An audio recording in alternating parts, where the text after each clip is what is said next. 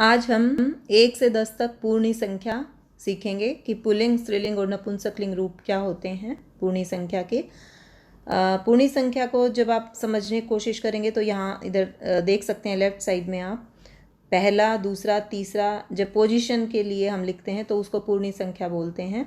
तो पहला के लिए जो पुल्लिंग शब्द होगा, पहला पाठ हमें कहना है, तो पहला के लिए जो पुल्लिंग शब्द होगा वो प्रथम है और पाठ आपको इसमें लिखना है पुल्लिंग शब्द के लिए, आपको अच्छे से समझने के लिए तो हम पाठ है लिख सकते हैं।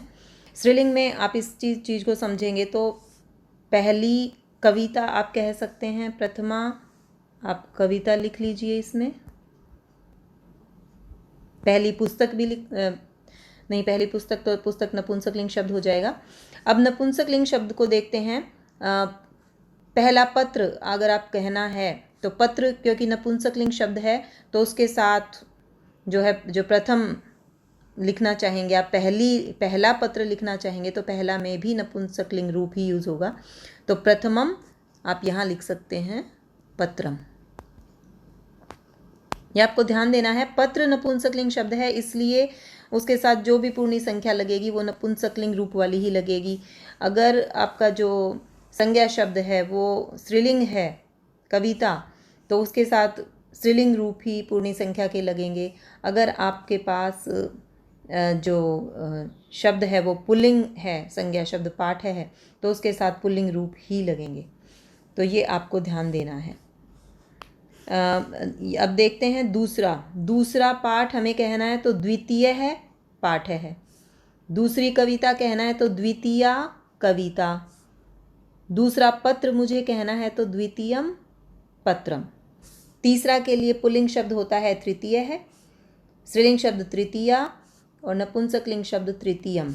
चौथा के लिए चतुर्थ है, चतुर्थी, चतुर्थम।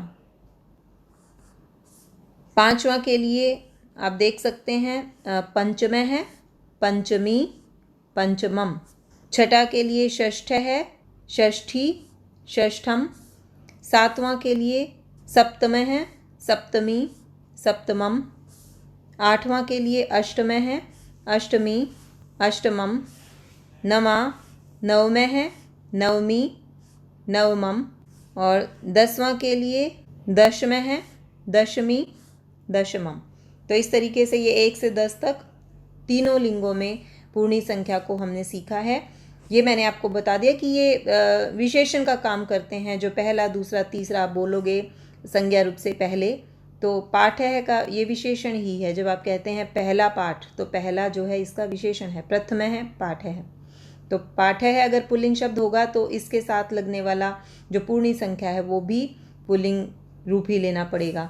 अगर आपका संज्ञा शब्द स्त्रीलिंग है तो उसके साथ लगने वाला पूर्णी संख्या, उसके साथ लगने वाली जो होगी वो भी स्त्रीलिंग रूप होगी। और नपुंसकलिंग शब्द के साथ नपुंसकलिंग पूर्णी संख्या ही ली जाएगी।